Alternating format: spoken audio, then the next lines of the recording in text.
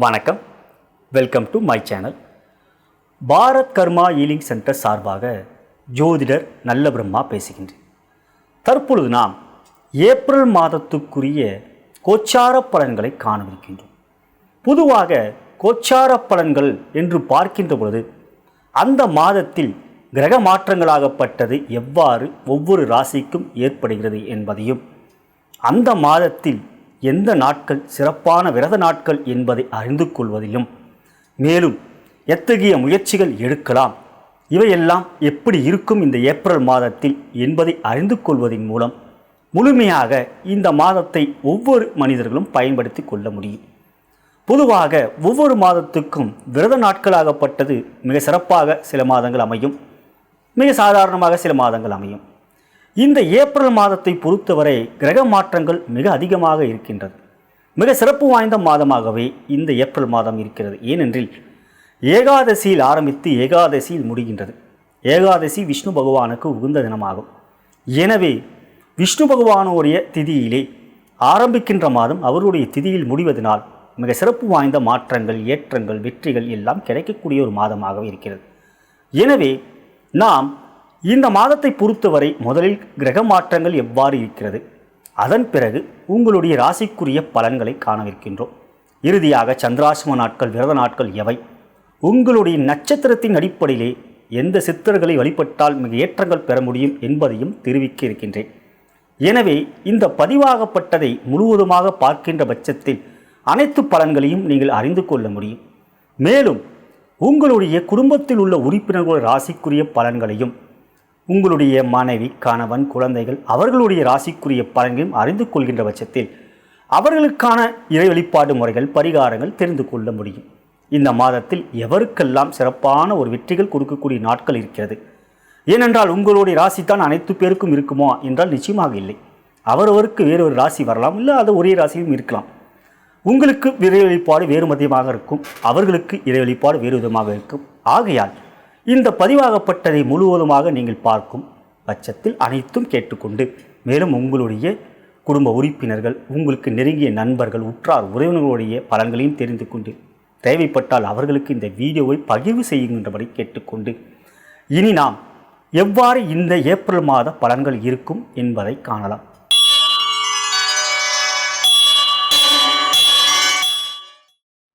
இந்த ஏப்ரல் மாதத்தில் கிரகநிலைகள் எவ்வாறு இருக்கிறது என்று பார்க்கின்ற பொழுது சனி, ராகு, கேது போன்றவர்களுக்கு எந்த விதமான மாற்றமும் இல்லை ஆண்டுக்கொள்கையிலே. ஆனால் ஆண்டுக்கொள்கையிலே குரு பகவான் இந்த மாதம் அதிசாரமாக ஏப்ரல் மாதம் 22ஆம் தேதி வரை தனுசிலே இருக்கிறார். அங்கு அவர் ஆட்சி பெறுகிறார். பிறகு பின்னோக்கி வக்ரமாக விருச்சிகத்துக்கு பயிற்சியார். இவை ஆண்டுக்கொள்கையிலே. மாதக்கோள்கள் என்று எடுத்துக்கொள்கின்ற பொழுது 3 முக்கியமான பயிற்சிகள் ஏற்பட இருக்கின்றது. ஏப்ரல் மாதம் 12ஆம் தேதி அன்று கும்பத்தில் இருந்து மீனத்துக்கு புதன் பயிற்சி ஆகிறார். ஏப்ரல் மாதம் 14ஆம் தேதி அன்று சூரிய பகவான் மீனத்தில் இருந்து மேஷத்துக்கு பெறுகிறார். புதனாகப்பட்டவர் மீனத்துக்கு வரும்போது நீச்சம் பெறுவார். சூரியனாகப்பட்டவர் மேஷத்துக்கு வரும்போது உச்சம் பெறுகிறார். அதன் பிறகு என்று பார்க்கின்ற பொழுது ஏப்ரல் மாதம் 16ஆம் தேதி அன்று சுக்கிர பகவானும் கும்பத்தில் இருந்து மீனத்துக்கு பயிற்சி ஆகிறார். இங்கு இந்த மாதத்தின் விசேஷம் என்னவென்றால் குரு ஆட்சியாகிறார். மாதத்தின் பிற்பகுதியிலே வரை அவர் ஆட்சியாக இருக்கிறார். மேலும் மாதத்தின் பிற்பகுதியிலே புதனாகப்பட்டவர் நீச்சமாக இருந்து சுக்கிரனோடு சேர்க்கை பெறுகின்ற பொழுது, உச்ச சுக்கிரனாகப்பட்டவரோடு சேர்க்கை பெறுகின்ற பொழுது புதன் நீச்சபங்க ராஜ்யம் அடைகிறார். சுக்கிரன் உச்சம் பெறுகிறார். மேலும் சூரியனாகப்பட்டவரும் உச்சமாக ஏப்ரல் மாதம் 14ஆம் தேதி முதல் மிக பலமாக இருக்கிறார். எனவே இந்த ஏப்ரல் மாதத்தை பொறுத்தவரை பிற்பகுதியிலே மிக அற்புதமாக சூரியன், சுக்கிரன், புதன், குரு என்கின்ற 4 கிரகங்கள் மிக அதிபலமாக இருப்பதும் இந்த மாதத்தில் அவையெல்லாம் உங்களுக்கு யோக பலன்களை கொடுக்கக்கூடிய அமைப்பாக இருக்கின்றது. பொதுவாக ஒரு கிரகம் மிக பலமாக இருந்தால் எல்லோருக்கும் நல்லது செய்யும். இவ்வாறு பார்க்கின்ற பொழுது இந்த மாதம் உங்களுக்கு கிரக நிலைகளாகப்பட்டது இவைதான் மாற்றங்கள். செவ்வாயாகப்பட்டவர் மாதம் முழுவதும் ரிஷபத்திலே இருக்கிறார். இதுதான் இந்த ஏப்ரல் மாதத்தை பொறுத்தவரை கிரக நிலைகளுடைய சஞ்சாரங்கள்.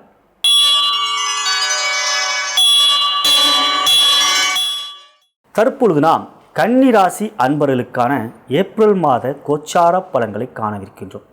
அன்புள்ள கன்னி ராசி அன்பர்களே, எல்லோரிடமும் இனிமையாக பழகக்கூடியவர்கள் நீங்கள். எப்பொழுதும் எல்லோருக்கும் நன்மை செய்ய வேண்டும், நண்பர்களுக்கு உதவி செய்ய வேண்டும். உற்றார் உறவினர்களுக்கு நல்ல ஆலோசனை வழங்கக்கூடிய மனம் இயல்பாகவே உங்களிடம் இருக்கும். உண்மையை உறக்கச் சொல்லக்கூடியவர்கள் நீங்கள். எப்பொழுதும் எவரிடமும் பயப்படாமல் உங்களுடைய கருத்தை ஆணித்தரமாக எடுத்துரைப்பீர்கள். இந்த மாதத்தை பொறுத்தவரை எவ்வாறு இருக்கு என்று பார்க்கின்ற பொழுது, உத்திர நட்சத்திரம் 2ஆம் பாதம் 3ஆம் பாதம் 4ஆம் பாதமும், அஸ்த நட்சத்திரம் 4 பாதமும், சித்திரை நட்சத்திரம் 1ஆம் பாதம் 2ஆம் பாதமும் உள்ளடக்கியதே கன்னி ராசி. உங்களுக்கான இந்த மாதத்துக்குரிய சித்தர் வழிபாடு எவை என்றால், உத்திர நட்சத்திரத்தில் பிறந்தவர்கள் ஓம் ஸ்ரீம் கரூர் சித்தரே போற்றி போற்றி என்று கூறி வருவதன் மூலம் மிக நல்ல யோக பலன்கள் பெறுவீர்கள். அஸ்த நட்சத்திரத்தில் பிறந்தவர்கள் ஓம் அம் கரூரார் சித்தரே போற்றி போற்றி என்று கூறி வருவதன் மூலம் மிகப்பெரிய நன்மைகள் பெறுவீர்கள். சித்திரை நட்சத்திரத்தில் பிறந்தவர்கள் ஓம் ஸ்ரீம் கரூரார் சித்தரை போற்றி போற்றி என்று கூறுவதன் மூலம் யோகங்கள் பன்மடங்கு பெருகும். இந்த இறை வழிபாட்டை தொடர்ந்து செய்து வரும்படி கேட்டுக்கொள்கின்றேன். இந்த ஏப்ரல் மாதத்தை பொறுத்தவரை உங்களுடைய உடல் நலத்தில் சற்று எச்சரிக்கையாக இருக்க வேண்டும். ஏனெனில் 7ஆம் இடத்தில் ஏப்ரல் மாதம் 14ஆம் தேதி வரை சூரியன் உங்களுடைய ராசியை பார்த்து இருக்கிறார். மீனத்தில் 7ஆம் இடத்தில் உஷ்ண கிரகமான சூரியன் ராசியை பார்ப்பதனால் உஷ்ண சம்பந்தப்பட்ட பிரச்சனைகள் ஏற்படலாம். இந்த மாதமே வெயில் அதிகமாக இருக்கக்கூடிய மாதம். எனவே சற்று எச்சரிக்கையாக இருக்க வேண்டும். ஏப்ரல் மாதம் 14ஆம் தேதி முதல் உங்களுடைய ராசிக்கு 8ஆம் இடம் என்கின்ற ஆயுள் ஸ்தானம், கௌரவ பணபால ஸ்தானத்தில் உச்சமாக சூரியன் அமர்க்கிறார். அவருடைய 7ஆம் பருவ 2ஆம் இடம் என்ற வாக்குஸ்தானத்தை பார்ப்பதனால் வாக்கிலும் உஷ்ணம் இருக்கும். கடின வார்த்தைகளை உஷ்ணத்தால் பேசிவிடுவீர்கள். எல்லோரிடமும் எரிச்சல் காட்டக்கூடிய ஒரு அமைப்பு ஏற்பட்டுவிடும். எனவே சற்று எச்சரிக்கையாக இருக்க வேண்டும். எனில் குளிர்ந்த பானங்கள் அருந்துவது, பழச்சாறுகள், பழங்கள் உண்பது, அருந்துவது, இவற்றினால் உஷ்ண சம்பந்தப்பட்ட பிரச்சனை இல்லாத வண்ணம் உங்களை நீங்கள் பாதுகாத்துக் கொள்வீர்கள். அதன் பிறகு என்று பார்க்கின்ற பொழுது ராசியாதிபதியான புதன் பகவான் மிக அற்புதமாக 6ஆம் இடத்தில் ஏப்ரல் மாதம் 11ஆம் தேதி வரை சுக்கிரனோடு சேர்க்கை பெறுகிறார். பொதுவாக கன்னி ராசிக்கு சுக்கிரன் புதன் சேர்க்கை தர்ம கர்மாதிபதி யோகம் என்ற யோகத்தை பெறுகிறீர்கள். உங்களுடைய ராசியாதிபதி புதன் என்றாலும் உங்களுடைய ராசிக்கு யோக கிரகம் சுக்கிரன் மற்றும் சனி. உங்களுடைய ராசிக்கு 2ஆம் இடத்துக்குரியவரும் 9ஆம் இடத்துக்குரியவரான சுக்கிர பகவான். 2ஆம் இடம் என்பது தனம், குடும்பம், வாக்கு, கல்வி. 9ஆம் என்பது பாக்கியஸ்தானம். மேலும் உங்களுடைய ராசியாதிபதியான புதனே 10ஆம் இடத்துக்குரியவர். பொதுவாக 9க்குரியவனும் 10க்குரியவனும் சேர்க்கை பெறுவது யோகங்களில் முதன்மையான யோகமான தர்ம கர்மாதிபதி யோகம். இந்த மாதம் முழுவதும் நீங்கள் அவற்றை பெறுகிறீர்கள். ஏப்ரல் மாதம் 11ஆம் தேதி அன்று புதன் 6ஆம் இடத்திலிருந்து 7ஆம் இடத்துக்கு பேர்ச்சியாக அங்கு அவர் நீச்சம் பெற்றார் என்றாலும் சுக்கிர பகவான் ஏப்ரல் மாதம் 16ஆம் தேதி அன்று 6ஆம் இடத்திலிருந்து மீண்டும் அவர் 7ஆம் இடத்தில் புதனோடு சேர்க்கை பெறுகிறார். சுக்கிரன் அங்கு உச்சம் பெறுவார். புதன் நீச்சபங்க ராஜயோகம் பெறுவார். தர்ம கர்மாதிபதி யோகம் ஏப்ரல் மாதம் 16ஆம் தேதி முதல் மீண்டும் தொடர்கிறது. எனவே தர்ம கர்மாதிபதி யோகம் என்ற யோகம் ஒன்று இருந்துவிட்டாலே அவை ஜோதகங்களிலோ அல்லது கோச்சார ரீதியாக எத்தகைய பிரச்சனைகள், தோஷங்கள் இருந்தாலும் அந்த யோகம் அவற்றையெல்லாம் தடுத்து நன்மையாக மாற்றி கொடுக்கக்கூடிய அமைப்பு அந்த யோகங்களுக்கு இருக்கிறது. ஆகையால் தான் தர்ம கர்மாதி யோகம் என்பதை முதன்மையான யோகமாக சொல்கிறார்கள் ஜோதிடர்கள், சித்தர்கள், முனிவர்கள். இந்த மாதத்தில் அவை உங்களுக்கு சிறப்பாக இருக்கிறது. 9ஆம் இடத்தில் செவ்வாய் அமர்ந்திருக்கிறார். அவர் அவருடைய 7ஆம் பார்வையாக தன்னுடைய சொந்த வீடான விருச்சிகத்தை பார்க்கிறார். 3ஆம் இடத்தை. 3ஆம் இடம் என்பது முயற்சி, வெற்றி, தைரியஸ்தானம். எனவே தைரியம் மேலோங்கும். பொதுவாக எந்த ஒரு கிரகமும் தன்னுடைய சொந்த வீட்டை பார்த்தாலே அந்த இடம் பலம் பெறுகிறது. ஆகையால் முயற்சி எடுப்பீர்கள், அவற்றில் வெற்றி பெறுவீர்கள், தைரியத்தோடு வெற்றியை பெறுவீர்கள், சந்தோஷத்தையும் பெறுவீர்கள். 4ஆம் இடத்தில் சனி, கேது, குரு சேர்க்கை பெறுவது சுக சம்பந்தப்பட்ட விஷயத்தில் தாயார் உடல் நலத்தில் சற்று எச்சரிக்கையாக இருக்க வேண்டும். ஆகையால் தான் நான் முதலே கூறியவாறு உடல் நலத்தில் எச்சரிக்கையாக இருங்கள் என்று.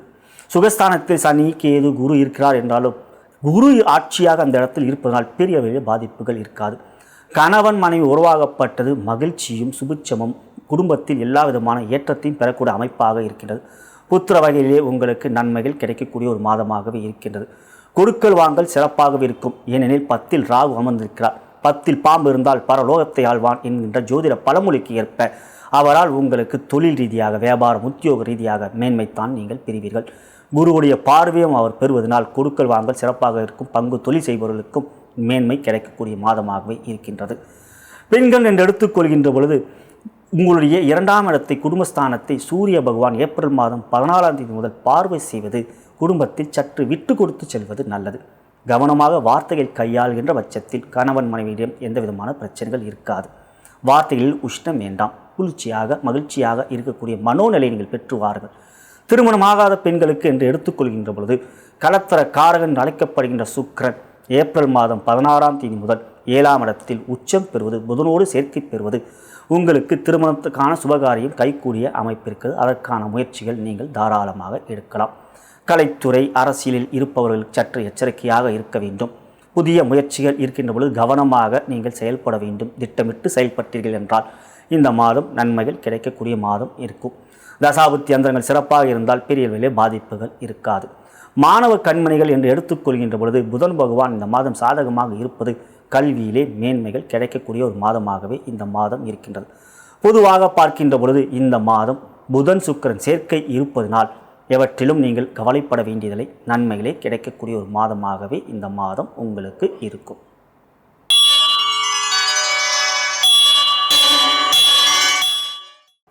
தற்பொழுது நாம் கன்னி ராசி அன்பர்களுக்கான சந்திராஷ்டம நாட்கள் எவை என்பதை காணவிருக்கின்றோம். உங்களுடைய ராசிக்கு லாபாதிபதியான சந்திரன் 8ஆம் இடத்தில் அமர்கின்ற நாட்களை சந்திராஷ்டம நாட்கள். அத்தகைய நாட்களில் சற்று எச்சரிக்கையாக இருக்க வேண்டும். புதிய ஒப்பந்தங்கள், வீடு மாற்றுதல், வாகனம் வாங்குதல் போன்றவற்றை தவிர்ப்பது நல்லது. வெளியூர் பயணத்திற்கு செல்வதை தவிர்ப்பதும் நல்லது. மனதில் சிறு சிறு குழப்பங்கள், எவை செய்யலாம் எவை செய்யக்கூடாது என்பதிலே தடுமாற்றங்கள் ஏற்படக்கூடிய நாட்களே சந்திராஷ்டம நாட்கள். உங்களை பொறுத்தவரை இந்த மாதத்தில் சந்திராஷ்டம நாட்கள் எவை என்றால் 6/8/2019 காலை 7:30 மணி முதல் 8/4/2019 மாலை 3:30 மணி வரை சந்திராஷ்டம நாட்கள். அத்தகைய நாட்களில் சற்று எச்சரிக்கையாக இருக்கும்படி கேட்டுக்கொள்கின்றேன்.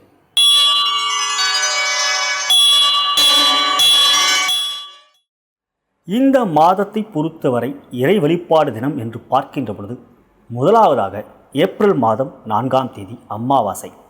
முன்னோர்களையும் பித்திருக்களையும் வழிபாடு செய்கின்ற தினம் இவை. எனவே அன்றைய தினம் முன்னோர்களையும் பித்திருக்களையும் வழிபாடு செய்யுங்கள்.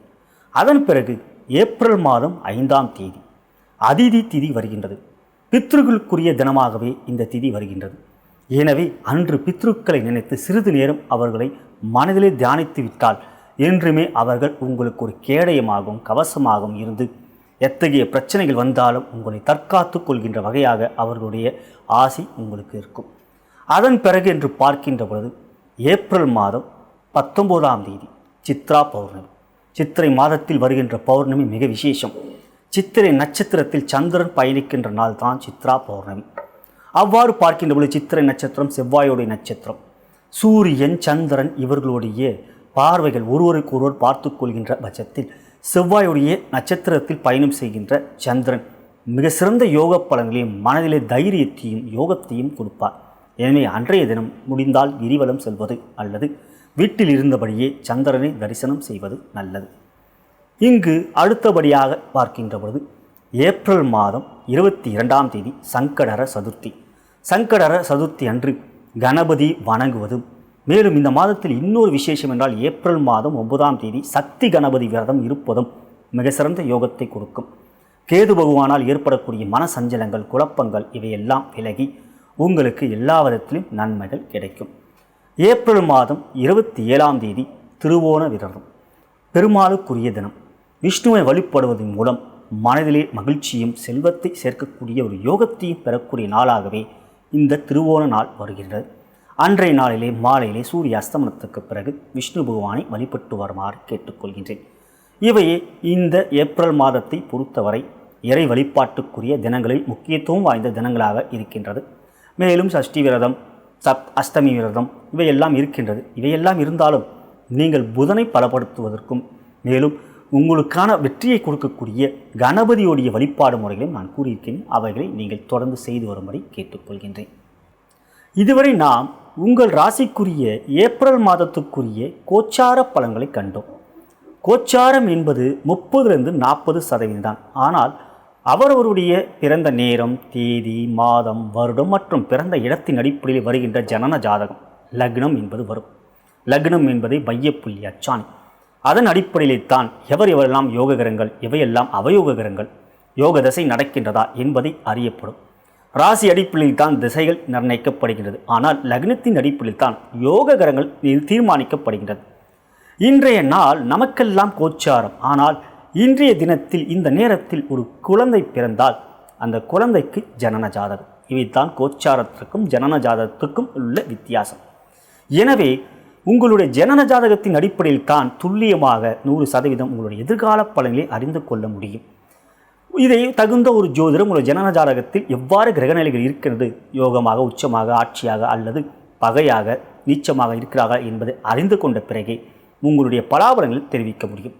நீங்கள் என்னை தொடர்பு கொண்டாலும் நானும் உங்களுடைய ஜாதகத்தில் எவ்வாறு பலாபலங்கள் இருக்கிறது, தற்பொழுது எந்த தசாபுத்தி அந்தரங்கள் நடந்து கொண்டிருக்கிறது, அதன் அடிப்படையில் எந்த இறை வழிபாடை நீங்கள் தொடர்ந்து செய்ய வேண்டும் என்பதை தெரிவிப்பேன். என்னை தொடர்பு கொள்ள விரும்பும் பட்சத்தில் கீழே இருக்கின்ற அலைபேசி எண்ணிலே அழைக்கலாம். மேலும் இந்த வீடியோ பிடித்திருந்தால் கீழே இருக்கின்ற சப்ஸ்கிரைப் பட்டனை கிளிக் செய்து என்னை நீங்கள் ஃபாலோ செய்யலாம்.